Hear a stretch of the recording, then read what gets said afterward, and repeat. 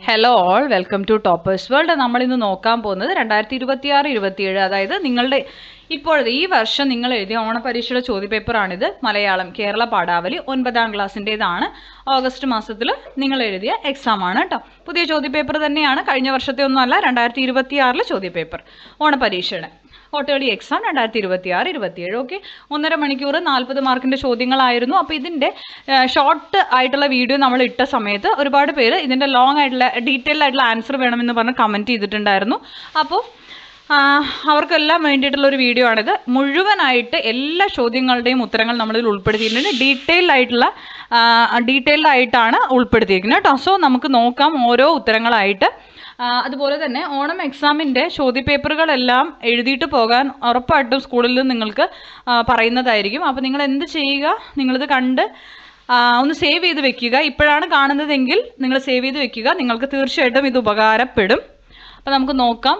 അതുപോലെ നമ്മുടെ ഈ ചാനൽ ആദ്യമായി കാണുന്നവരാണ് നിങ്ങളെങ്കിൽ സബ്സ്ക്രൈബ് ചെയ്തൊന്ന് സപ്പോർട്ട് ചെയ്യാൻ വേണ്ടി ശ്രമിക്കുക. കേരള പാഠാവലി മാത്രമല്ല, എല്ലാ സബ്ജക്ട്സിൻ്റെയും 2026-27 ഇപ്പോൾ നടന്നുകൊണ്ടിരിക്കുന്ന കഴിഞ്ഞ് എല്ലാത്തിനും ഡീറ്റെയിൽ ആയിട്ടുള്ള അനാലിസിസ് നമ്മുടെ ചാനലിൽ ഉണ്ടായിരിക്കും. അപ്പോൾ കേരള പാഠാവലി ആദ്യ ചോദ്യം വരുന്നത്, ദാഹിക്കുന്നു ഭഗിനി കൃപാരസമോഹനം കുളിർ തണ്ണീരി ആശുനി സുഗൃതഹാരങ്ങളിൽ നിന്നാണ്. സന്ദർഭത്തിൽ ഭഗിനി എന്ന പദത്തിന്റെ അർത്ഥം എന്ത്? ഉത്തരം ഓപ്ഷൻ ഡി, സഹോദരിയാണ്. രണ്ടാമത്തെ ചോദ്യം, അമ്മ എന്ന വിളി കേട്ടപ്പോൾ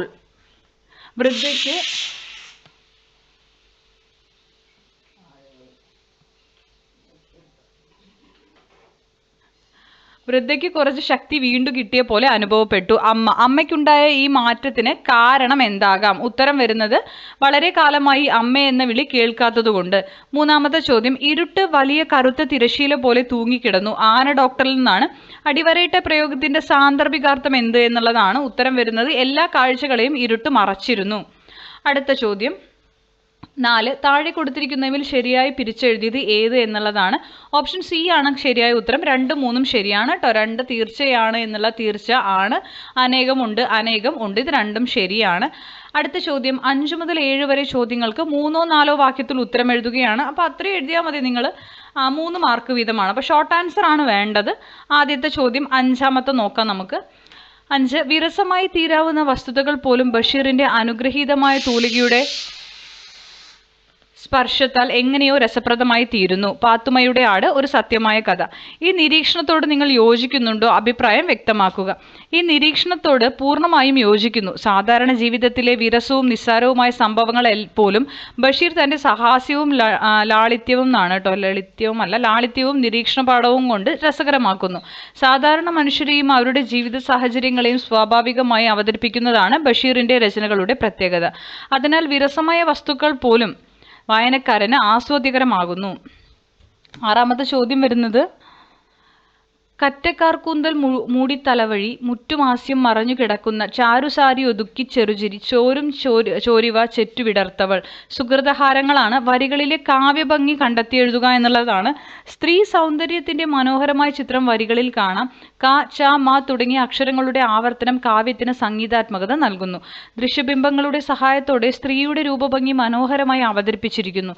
പ്രാസഭംഗി, ഉപമ, രൂപകം തുടങ്ങിയ അലങ്കാരങ്ങളുടെ സാന്നിധ്യം കാവ്യഭംഗി വർദ്ധിപ്പിക്കുന്നു. ലയാത്മകമായ പദപ്രയോഗവും വർണ്ണന ഭംഗിയും വരികളെ ആസ്വാദ്യകരമാക്കുന്നു. അടുത്ത ചോദ്യം 7A ആണ്. പണമൊന്നും വേണ്ട, ഞാൻ എത്തിക്കാം, ടാക്സി ഡ്രൈവർ പറഞ്ഞു. അമ്മയെ മക്കളുടെ അടുത്താക്കിയിട്ടേ ഞാൻ മടങ്ങുകയുള്ളൂ. അമ്മ. കഥാസന്ദർഭങ്ങളിൽ നിന്ന് ടാക്സി ഡ്രൈവറുടെ മനോഭാവം കണ്ടെത്തി എഴുതുകയാണ്. ഇത് 7A അല്ലെങ്കിൽ 7B എന്ന് പറഞ്ഞിട്ട് നിങ്ങൾക്ക് ചോദ്യമുണ്ട്. നിങ്ങൾ ഏതെങ്കിലും ഒന്ന് എക്സാമിന് ചെയ്താൽ മതിയായിരിക്കും. പക്ഷെ ഞാനിവിടെ നിങ്ങൾക്ക് 2ൻ്റെയും ഉത്തരം നൽകുന്നുണ്ട്. അപ്പോൾ ഇതിൻ്റെ ഉത്തരം വരുന്നത്, നന്മയും കാരുണ്യവുമുള്ളൊരു സാധാരണക്കാരനായ മനുഷ്യൻ്റെ പ്രതീകമാണ് കഥയിലെ ടാക്സി ഡ്രൈവർ. തന്നിരിക്കുന്ന വരികളിൽ നിന്ന് അദ്ദേഹത്തിന്റെ താഴെ പറയുന്ന മനോഭാവങ്ങൾ വ്യക്തമാകുന്നു. സ്വാർത്ഥത നിറഞ്ഞ ലോകത്തിൽ പണത്തേക്കാൾ ഉപരിയായി മനുഷ്യത്വത്തിനും സഹജീവി സ്നേഹത്തിനും വില കൽപ്പിക്കുന്ന ആളാണ് അദ്ദേഹം. അതുകൊണ്ടാണ് പണമൊന്നും വേണ്ട എന്ന് അദ്ദേഹം പറയുന്നത്. അടുത്തത് 7B ആണ്. ഒരു ഊരുചുറ്റലിന് ശേഷം പ്രശാന്തി തേടിയാണ് ബഷീർ ഇവിടെ എത്തിയിരിക്കുന്നത്. അവിടെ എന്തു ശാന്തതയാണ് കിട്ടുക? പാത്തുമ്മയുടെ ആട് ഒരു സത്യമായ കഥ. ബഷീറിനെ അശാന്തിയിലേക്ക് നയിച്ച കുടുംബ സാഹചര്യങ്ങൾ എന്തെല്ലാം? കുറിക്കുക. ഉത്തരം: വീട്ടിലെ വിട്ടുമാറാത്ത കലഹങ്ങളും തർക്കങ്ങളും സാമ്പത്തിക ബുദ്ധിമുട്ടുകളും പരസ്പരം വിശ്വസിക്കാത്ത അവസ്ഥയും ബഷീറിന് കടുത്ത മാനസിക വിഷമം ഉണ്ടാക്കി. സമാധാനമില്ലാത്ത അന്തരീക്ഷവും എല്ലാവരും സ്വന്തം ആവശ്യങ്ങൾക്കായി മാത്രം ബഹളം വെക്കുന്നതും അദ്ദേഹത്തിന്റെ സ്വസ്ഥത കെടുത്തി. നെക്സ്റ്റ് വരുന്നത് 8 മുതൽ 11 വരെ ചോദ്യങ്ങൾക്ക് അരപ്പുറത്തിൽ കവിയാതെ ഉത്തരം എഴുതുകയാണ്. 5 മാർക്കാണ് കേട്ടോ. അപ്പോൾ അരപ്പുറത്തിൽ കവിയാതെ എഴുതുക പറഞ്ഞാൽ ഒരു പേജ് ആയാലും കുഴപ്പമൊന്നുമില്ല, പക്ഷെ അത്രയും എഴുതിയിട്ടുണ്ടായിരിക്കണം. 5 മാർക്ക് അല്ലേ? അപ്പോൾ ആദ്യ ചോദ്യം 8 നമുക്ക് നോക്കാം. കിളിക്ക് വേണ്ടത് കിളിക്കൂടെന്നു നാം പറഞ്ഞു പറ്റിപ്പൂ കിളിയെ നമ്മളെ കിളിക്കുണ്ടാകാശം കിളിക്കൂടായി അതിലുറങ്ങുവാൻ വിടില്ലൊരു കിളിയെയും. പ്രഭാവർമ്മയുടെ വരികൾ. അടുത്ത വരികൾ ബാലാമണി അമ്മയുടെ വിട്ടയക്കുക എന്ന കവിതയിൽ നിന്നാണ്. വായിച്ചു നോക്കാം. വിട്ടയക്കുക കൂട്ടിൽ നിന്നെന്നെ ഞാനൊട്ടു വാനിൽ പറന്നു നടക്കട്ടെ കാൺമതുണ്ടതാ തെല്ലകലത്തിലെ ജന്മഭൂമിയം കാനനം മോഹനം. തന്നിരിക്കുന്ന കാവ്യഭാഗങ്ങളിലെ ആശയം താരതമ്യം ചെയ്ത് കുറിപ്പ് തയ്യാറാക്കുക. ഉത്തരം: നൽകിയിരിക്കുന്ന 2 കവിതാഭാഗങ്ങളും അടിമത്തത്തോടുള്ള വിമുഖതയും സ്വാതന്ത്ര്യത്തോടുള്ള തീവ്രമായ ആഗ്രഹവുമാണ് പങ്കുവെക്കുന്നത്. പറവകളുടെ യഥാർത്ഥ വാസസ്ഥലം അനന്തമായ ആകാശവും പ്രകൃതിയുമാണ്. പക്ഷിയെ കൂട്ടിലിട്ട് വളർത്തുന്നത് സംരക്ഷണമല്ല, മറിച്ച് തെറ്റായ ധാരണയാണെന്ന് ഒന്നാമത്തെ ഭാഗം വ്യക്തമാക്കുന്നു. എന്നാൽ രണ്ടാമത്തെ ഭാഗത്തിലാകട്ടെ തടവറയിൽ നിന്നു രക്ഷപ്പെട്ട് സ്വതന്ത്രമായി വിണ്ണിൽ പറന്നുയരാനുള്ള പക്ഷിയുടെ അടങ്ങാത്ത ആഗ്രഹമാണ് പ്രകടമാകുന്നത്. ഏത് ജീവിക്കും സ്വാതന്ത്ര്യം ജന്മസിദ്ധമായ അവകാശമാണെന്നും പ്രകൃതിയോട് ഇണങ്ങി ജീവിക്കുന്നതാണ് യഥാർത്ഥം എന്നും ഈ 2 കവിതകളും അടിവരയിടുന്നു. യഥാർത്ഥം എന്നും നാക്കുക കേട്ടോ.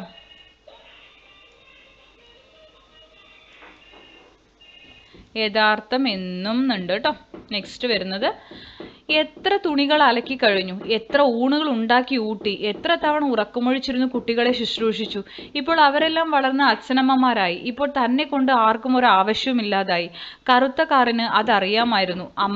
അമ്മയുടെ ഒറ്റപ്പെടലിന്റെ തീവ്രത കഥാകാരി അവതരിപ്പിച്ചിരിക്കുന്നത് എങ്ങനെ? നൽകിയ സന്ദർഭവും കഥയും വിശകലനം ചെയ്ത് കുറിപ്പ് തയ്യാറാക്കുക.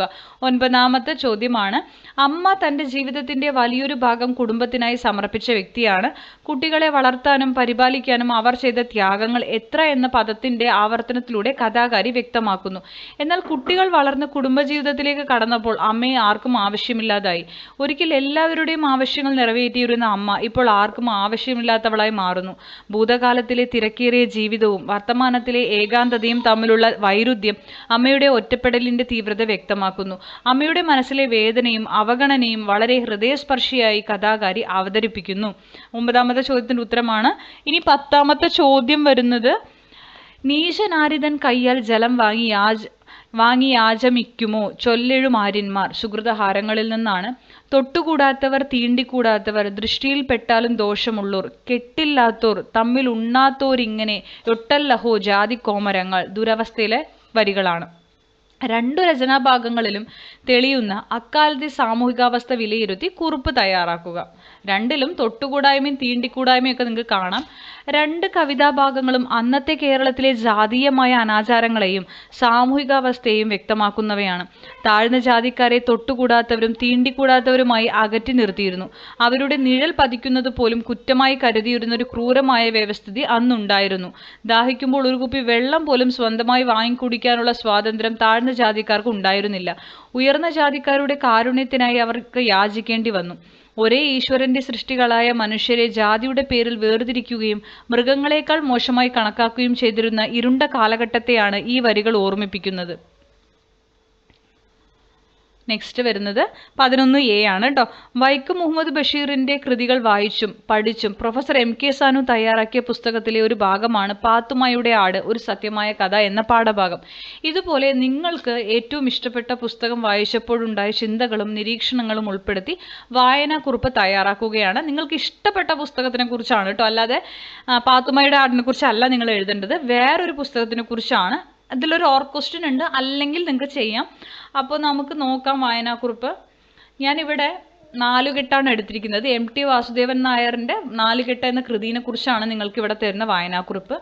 മലയാള സാഹിത്യത്തിലെ ക്ലാസിക് കൃതികളിൽ ഒന്നാണ് MT വാസുദേവൻ നായരുടെ നാലുകെട്ട്. തകർന്നുകൊണ്ടിരുന്ന മരുമക്കത്തായ വ്യവസ്ഥിതിയുടെയും നായർ തറവാടിന്റെയും പശ്ചാത്തലത്തിൽ രചിക്കപ്പെട്ട ഈ നോവൽ ഒരു കാലഘട്ടത്തിന്റെ സാമൂഹിക മാറ്റങ്ങളുടെ കൃത്യമായ സാക്ഷ്യപ്പെടുത്തലാണ്. പ്രമേയം അപ്പുണ്ണി എന്ന കേന്ദ്ര കഥാപാത്രത്തിന്റെ ജീവിതത്തിലൂടെയാണ് നോവൽ വികസിക്കുന്നത്. അച്ഛന്റെ മരണത്തിന് കാരണക്കാരായ തറവാട്ടുകാരോടുള്ള പ്രതികാര ചിന്തയും അവഗണനകൾക്കിടയിലും സ്വന്തം കാലിൽ നിൽക്കാൻ അവൻ നടത്തുന്ന പോരാട്ടങ്ങളുമാണ് കഥയുടെ പ്രധാന പ്രമേയം. ഒടുവിൽ താൻ ആഗ്രഹിച്ചതുപോലെ വലിയൊരു നാലുകെട്ട് സ്വന്തമാക്കുമ്പോഴും അതിനുള്ളിലെ ശൂന്യത അവൻ തിരിച്ചറിയുന്നുണ്ട്. ഇതിൽ കഥാപാത്രങ്ങൾ അപ്പുണ്ണി പ്രതികാരബുദ്ധിയോടെ വളരുകയും എന്നാൽ പിന്നീട് ജീവിത യാഥാർത്ഥ്യങ്ങൾ മനസ്സിലാക്കി പക്വത നേടുകയും ചെയ്യുന്ന നായകൻ. പിന്നെ ഒരു അമ്മയുണ്ട്, പാർവതി അമ്മ. തറവാട്ടിൽ നിന്നും പുറത്താക്കപ്പെട്ടിട്ടും മകനു വേണ്ടി ജീവിക്കുന്ന സ്നേഹസ്വരൂപിണി. വലിയമ്മാനായിരിക്കും. പഴയ പ്രതാവും മരുമക്കത്തായ വ്യവസ്ഥിതിയുടെ ക്രൂരതയും പ്രതിനിധീകരിക്കുന്ന കഥാപാത്രം. സെയ്താലി അപ്പുണ്ണിയെ പ്രതിസന്ധികളിൽ സഹായിക്കുന്ന മനുഷ്യസ്നേഹിയായ കഥാപാത്രം. ഇത്രയും കഥാപാത്രങ്ങളാണ് നാലുകെട്ടിലുള്ളത്. MTയുടെ തനതായ വള്ളുവനാടൻ ശൈലി വായനക്കാരെ കഥയിലേക്ക് വേഗത്തിൽ ആകർഷിക്കുന്നു. മരുമക്കത്തായത്തിൽ നിന്നും മക്കത്തായത്തിലേക്കുള്ള കേരളീയ സമൂഹത്തിന്റെ മാറ്റം ഇതിൽ വ്യക്തമായി കാണാം. കാണാമെന്ന് പറഞ്ഞിട്ടൊരു ഫുൾ സ്റ്റോപ്പ് ഇടുക കേട്ടോ. തറവാട്ടിലെ അധികാര മത്സരങ്ങളും സ്നേഹശൂന്യതയും വളരെ തീവ്രമായി നോവലിൽ ചിത്രീകരിച്ചിരിക്കുന്നു. കേവലം ഒരു തറവാടിന്റെ കഥ എന്നതിനപ്പുറം മനുഷ്യന്റെ ആഗ്രഹങ്ങളെയും ഭാവങ്ങളെയും കുറിച്ചുള്ള ആഴത്തിലുള്ള ചിന്തയാണ് നാലുകെട്ട് സമ്മാനിക്കുന്നത്. പ്രതികാരമല്ല, ക്ഷമയും സ്നേഹവുമാണ് ജീവിതത്തിൽ പ്രധാനം എന്ന വലിയൊരു സന്ദേശം നൽകിക്കൊണ്ടാണ് നോവൽ അവസാനിക്കുന്നത്. മലയാളികൾ തീർച്ചയായും വായിച്ചിരിക്കേണ്ട ഒരു മികച്ച കൃതിയാണിത്. അടുത്തത് 11B ആണ് കേട്ടോ. അടുത്ത ചോദ്യം, ചൂരു നോക്കുമ്പോൾ ഇവിടെയുള്ള ആനയല്ല എന്നാണ് തോന്നുന്നത്. നീ പോയി ഒരു ബക്കറ്റ് വെള്ളം കൊണ്ടുവന്ന് അതിന്റെ കാതിലൊഴിക്ക്. കുട്ടിയാണ്, കാത് നിലച്ചാൽ തലയ്ക്ക് ചൂട് കയറിയേക്കും, ഡോക്ടർ പറഞ്ഞു. ആന ഡോക്ടർ നൽകിയ സന്ദർഭങ്ങളും പാഠഭാഗവും വിശകലനം ചെയ്ത് ഡോക്ടർ കെയുടെ സ്വഭാവ സവിശേഷതകൾ വ്യക്തമാക്കുക. കഥാപാത്ര നിരൂപണമാണ് കേട്ടോ ഡോക്ടർ കെ. മാനുഷിക പരിഗണനയും ദയയും കർത്തവ്യബോധമുള്ള ഒരു വ്യക്തിത്വമാണ് ഡോക്ടർ കെയുടേത്. ആനയുടെ ശാരീരികാവസ്ഥ സൂക്ഷ്മതയോടെ വിലയിരുത്തിയ ശേഷമേ അദ്ദേഹം ചികിത്സാ രീതികൾ നിശ്ചയിക്കുന്നുള്ളൂ. മൃഗത്തിന്റെ കഷ്ടപ്പാട് തിരിച്ചറിഞ്ഞ് അതിവേഗം ആശ്വാസമേകാൻ അദ്ദേഹം മുന്നോട്ട് വരുന്നു. സൗമ്യത, കാര്യങ്ങൾ കണ്ടറിയാനുള്ള കഴിവ്, പരോപകാര താല്പര്യം, സർവ്വചരാചരങ്ങളോടുമുള്ള സ്നേഹം എന്നിവ അദ്ദേഹത്തിന്റെ സവിശേഷതകളാണ്. ഏത് വിധത്തിലുള്ള പ്രയാസകരമായ ഘട്ടങ്ങളിലും പതറാതെ തികച്ചും യുക്തിസഹമായി പ്രവർത്തിക്കാൻ ഡോക്ടർ കെയ്ക്ക് സാധിക്കുന്നുണ്ട്. അടുത്തത്, താഴെ തന്നിരിക്കുന്ന ചോദ്യങ്ങളിൽ ഏതെങ്കിലും ഒരെണ്ണത്തിന് ഒരു പുറത്തിൽ കവിയാതെ ഉത്തരം എഴുതാനാണ്. 7 മാർക്കാണ് കേട്ടോ ഇത്. അപ്പോൾ അതിനനുസരിച്ച് എഴുതണം. 2 ചോദ്യങ്ങളുണ്ട്, നിങ്ങൾക്ക് ഏതെങ്കിലും ഒന്നേ ആൻസർ ചെയ്യേണ്ടതുള്ളൂ. ഞാനിവിടെ 2നും ഉത്തരം നൽകുന്നുണ്ട്. 12A, ഒന്നല്ലി നാമയി സഹോദരരല്ലി പൂവേ, ഒന്നല്ലി കയ്യിഹ രചിച്ചതു നമ്മയെല്ലാം വീണപ്പൂവ്. ജാതി ചോദിക്കുന്നല്ല ഞാൻ സോദരി, ചോദിക്കൂ നീർ നാവു വരണ്ടഹോ, ഭീതി വേണ്ട തരികതിനിക്കു നീ സുഹൃതഹാരങ്ങൾ. കാലദേശാതീതമായ സാഹോദര്യഭാവമാണ് ആശാൻ കവിതകളിൽ തെളിയുന്നത്. നൽകിയ രചനാഭാഗങ്ങളും സുഹൃതഹാരങ്ങൾ എന്ന പാഠഭാഗവും വിശകലനം ചെയ്ത് കുമാരനാശാന്റെ കൃതികളിലെ സാഹോദര്യ സങ്കല്പം എന്ന വിഷയത്തിൽ ഉപന്യാസം തയ്യാറാക്കുക. അല്ലെങ്കിൽ ഉണ്ട്. ആദ്യം നമുക്ക് ഇതൊന്ന് നോക്കാട്ടോ. അപ്പോൾ ഹെഡിങ് കൊടുത്തു, കുമാരനാശാന്റെ കൃതികളിലെ സാഹോദര്യ സങ്കല്പം. മലയാള കവിതയെ ആധുനികതയിലേക്ക് നയിച്ച മഹാകവിത്രയങ്ങളിൽ പ്രമുഖനാണ് കുമാരനാശാൻ.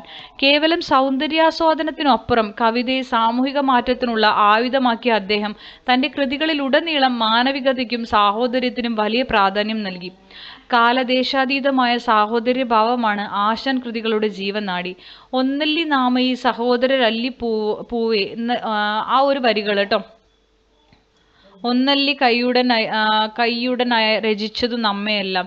ഈ വരികളിൽ പ്രകൃതിയും മനുഷ്യനും തമ്മിലുള്ള ആത്മബന്ധത്തെയും സാഹോദര്യത്തെയുമാണ് കവി ഓർമ്മിപ്പിക്കുന്നത്. നാം എല്ലാം ഒരേ സൃഷ്ടാവിന്റെ സൃഷ്ടികളാണെന്നും ഒരേ ഭൂമിയിൽ ജീവിക്കുന്ന ഒരേ അമ്മയുടെ മക്കളാണെന്നുമുള്ള വിശാലമായ സാഹോദര്യബോധം ഈ വരികളിൽ പങ്കുവെക്കുന്നു. ജാതി ചോദിക്കുന്നില്ല ഞാൻ സോദരി, ചോദിക്കുന്നു നീർ നാവു വരണ്ടഹോ, ഭീതി വേണ്ട തരികതിനിക്ക് നീ. ജാതി ചിന്തകൾ മനുഷ്യനെ അകറ്റി നിർത്തിയ ഒരു കാലഘട്ടത്തിലാണ് ആശാൻ ഈ വരികൾ കുറിക്കുന്നത്. ദാഹിച്ചു വലഞ്ഞു വരുന്നവന് ജാതിയോ മതമോ നോക്കാതെ വെള്ളം നൽകേണ്ടത് മനുഷ്യത്വത്തിന്റെ കടമയാണ്. സോദരി, സഹോദരി എന്ന വിളിയിലൂടെ ജാതിയുടെ അതിർവരമ്പുകൾ തകർത്ത് മാനവികതയുടെയും സാഹോദര്യത്തിന്റെയും ഉദാത്തമായ മാതൃക കവി ഇവിടെ കാട്ടിത്തരുന്നു.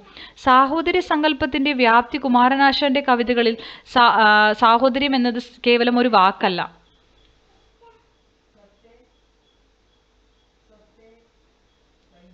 ഇത് വേണ്ട കേട്ടോ, ഈ വരി വേണ്ട. ഇവിടെ മുതൽ മതി കേട്ടോ. സാഹോദര്യം എന്നത് കേവലം ഒരു വാക്കല്ല, മറിച്ച് അത് മനുഷ്യത്വത്തിന്റെ ആകെത്തുകയാണ്. ചണ്ടാല ഭിക്ഷുകി, ദുരവസ്ഥ തുടങ്ങിയ കൃതികളിൽ താഴെത്തട്ടിലുള്ള മനുഷ്യരെ ചേർത്ത് പിടിച്ചുകൊണ്ട് അദ്ദേഹം സാഹോദര്യത്തിന്റെ പുതിയ മാനങ്ങൾ തീർത്തു. സ്നേഹമാണ് അഖിലസാരസ മൊഴിയിൽ എന്ന് വിശ്വസിച്ച കവിക്ക് ആ സ്നേഹത്തിന്റെ പ്രായോഗിക രൂപമായിരുന്നു പരസ്പരമുള്ള സാഹോദര്യം. മനുഷ്യർ തമ്മിൽ ജാതിയുടെയും മതത്തിന്റെയും പേരിൽ ഇന്നും അകന്നു നിൽക്കുന്ന ആധുനിക സമൂഹത്തിൽ കുമാരനാശാന്റെ സാഹോദര്യ സങ്കല്പത്തിന് ഏറെ പ്രസക്തിയുണ്ട്. മനുഷ്യരെല്ലാവരും ഒന്നാണെന്ന ബോധം വളർത്താനും സ്നേഹത്തിലും സഹിഷ്ണുതയിലും അധിഷ്ഠിതമായ ഒരു ലോകം കെട്ടിപ്പടുക്കാനും ആശാന്റെ കവിതകൾ ഇന്നും നമുക്ക് വഴികാട്ടിയാണ്. അടുത്തത് ഇതിലെ ബി ചോദ്യമാണ്. 12B. ആശയം, ആസ്വാദനാംശങ്ങൾ, സമകാലിക പ്രസക്തി എന്നിവ പരിഗണിച്ച് കവിതയ്ക്ക് ആസ്വാദനം തയ്യാറാക്കുക. ഇനി എനിക്ക് ആരുമില്ലെന്ന് തോന്നുമ്പോൾ, ഇതൊന്ന് വായിച്ചു നോക്കാം എന്നിട്ട് ആസ്വാദനം പറയാം. ഇനി എനിക്കാരുമില്ലെന്ന് തോന്നുമ്പോൾ അരനിമേഷമീ മണ്ണിനെ നോക്കുക. നിറവെളിച്ചമായി കൈനീട്ടി നിൽപ്പുണ്ട് പ്രണയകോടികൾ, ജീവസഹോദരർ. വഴിയിറമ്പിലെ പുല്ലുകൾ, പൂവുകൾ, പുഴയിൽ 1000 നക്ഷത്രമീനുകൾ, ഋതുലയം ചേർത്തു പാടുന്ന പക്ഷികൾ, നിബിഡ കാനനം നീളെ പൂമ്പാറ്റകൾ. കടലിലുണ്ട് നാം കാണാത്തൊരായിരം ഹൃദയ സോദരർ, മണ്ണിനെ കാത്തവർ. ഉടയ ദൈവത്തിനെണ്ണയും കൊണ്ടിതാ പുഴുവൊരാൾ സ്നേഹയാത്ര തിരിക്കുന്നു. ഇനി നമുക്കാരു വേണം ഈ ഭൂമിയിൽ, നിറയെ ജീവന്റെ ബന്ധുക്കളല്ലയോ. ആലങ്കോട് ലീലാകൃഷ്ണന്റെ ആണ് ഈ കവിത. നമുക്ക് നോക്കാം ഇതിന്റെ ആസ്വാദനം. കവിത ആസ്വാദനം. ഇനി എനിക്ക്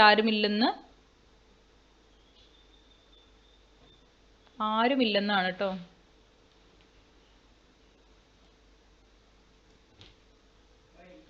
മലയാള സാഹിത്യത്തിലെ പ്രമുഖ കവിയായ ആലങ്കോട് ലീലാകൃഷ്ണന്റെ ഏറെ ഹൃദയസ്പർശിയായ ഒരു കവിതയാണിത്. ജീവിതത്തിൽ ഒറ്റപ്പെടലും നിരാശയും അനുഭവപ്പെടുമ്പോൾ പ്രകൃതിയും ചുറ്റുമുള്ള ജീവജാലങ്ങളും മനുഷ്യന് നൽകുന്ന ആശ്വാസത്തെയും പ്രത്യാശയും കുറിച്ചാണ് കവി ഈ വരികളിലൂടെ പങ്കുവയ്ക്കുന്നത്. തനിക്ക് ഈ ലോകത്ത് ആരുമില്ലെന്നും താൻ തികച്ചും ഒറ്റപ്പെട്ടു പോയെന്നും തോന്നുമ്പോൾ മനുഷ്യൻ പ്രകൃതിയിലേക്ക് കണ്ണു തുറക്കണമെന്ന് കവി ഓർമ്മിപ്പിക്കുന്നു. നമ്മെ സ്വാഗതം ചെയ്യാൻ ഒരുങ്ങി നിൽക്കുന്ന മണ്ണും വെളിച്ചവും പ്രണയകോടികളും ജീവസഹോദരന്മാരും ഇവിടെയുണ്ട്. വഴിയിലെ പുൽക്കൊടികൾ, പൂവുകൾ, പുഴയിലെ നക്ഷത്രമീനുകൾ, ഋതുഭേദങ്ങൾക്കൊപ്പം പാടുന്ന പക്ഷികൾ എന്നിവയെല്ലാം നമുക്ക് ചുറ്റുമുണ്ട്. മനുഷ്യൻ നിർമ്മിച്ച അതിരുകൾക്കും ദൂരങ്ങൾക്കും അപ്പുറത്ത് സ്നേഹത്തിന്റെ ഒരു വലിയ ലോകം കാത്തിരിക്കുന്നുണ്ടെന്ന് കവി ഓർമ്മിപ്പിക്കുന്നു. മനുഷ്യൻ പ്രകൃതിയുടെ ഭാഗമാണെന്നും പ്രകൃതിയിലെ ഓരോ കണികയും മനുഷ്യന്റെ ജീവസഹോദരന്മാരാണെന്നുമുള്ള ഉദാത്തമായ ദർശനം കവിത മുന്നോട്ട് വയ്ക്കുന്നു. നിറവെളിച്ചമായി കൈനീട്ടി നിൽക്കുന്ന മണ്ണ്, പുഴയിലെ നക്ഷത്രമീനുകൾ, സ്നേഹയാത്ര തിരിക്കുന്ന പൂത്തുമ്പികൾ തുടങ്ങിയ മനോഹരമായ പ്രകൃതി ദൃശ്യങ്ങളെ ബിംബങ്ങളായി കവി ഉപയോഗിച്ചിരിക്കുന്നു. ആഴമേറിയ ദാർശനിക സത്യങ്ങൾ വളരെ ലളിതവും ഒഴുക്കുള്ളതുമായ ഭാഷയിലാണ് കവി അവതരിപ്പിച്ചിരിക്കുന്നത്. ഇത് വായനക്കാരിലേക്ക് പെട്ടെന്ന് ഇറങ്ങിച്ചെല്ലാൻ സഹായിക്കുന്നു. സമകാലിക പ്രസക്തി ഇത് വേണ്ട. ആധുനിക കാലഘട്ടത്തിൽ മനുഷ്യൻ കടുത്ത ഒറ്റപ്പെടലും മാനസിക സമ്മർദ്ദങ്ങളും അനുഭവിക്കുന്നുണ്ട്. സ്വാർത്ഥതയും മത്സരബുദ്ധിയും കാരണം മനുഷ്യർ തമ്മിലുള്ള ബന്ധങ്ങൾ അകലുന്നു. ഈ സാഹചര്യത്തിൽ മനുഷ്യനെ പ്രത്യാശയിലേക്കും കൂട്ടായ്മയിലേക്കും നയിക്കാൻ ഈ കവിതയ്ക്ക് സാധിക്കും. പ്രകൃതിയെ സ്നേഹിക്കാനും അതിൽ നിന്ന് ആശ്വാസം കണ്ടെത്താനും ഈ വരികൾ നമ്മെ പഠിപ്പിക്കുന്നു. ഈ ഉപസംഹാരവും വേണ്ട കേട്ടോ, അത് ഓരോ ഹെഡിങ് ആയിട്ട് കൊടുത്തു എന്നേ ഉള്ളൂ. അത് ഞാൻ കട്ട് ചെയ്യണം, നിങ്ങൾ എഴുതണ്ട. ഇനി നമുക്കൊരു മണ്ണി ഭൂമിയിൽ നിറയെ ജീവന്റെ ബന്ധുക്കളല്ലയോ എന്ന വരികളിലൂടെ കവിത അവസാനിക്കുമ്പോൾ വായനക്കാരനിൽ വലിയൊരു ആത്മവിശ്വാസവും പ്രത്യാശയും നിറയുന്നു. ജീവിതത്തെ പോസിറ്റീവായി കാണാൻ പ്രേരിപ്പിക്കുന്ന മനോഹരമായ ഒരു കാവ്യശില്പമാണിത്.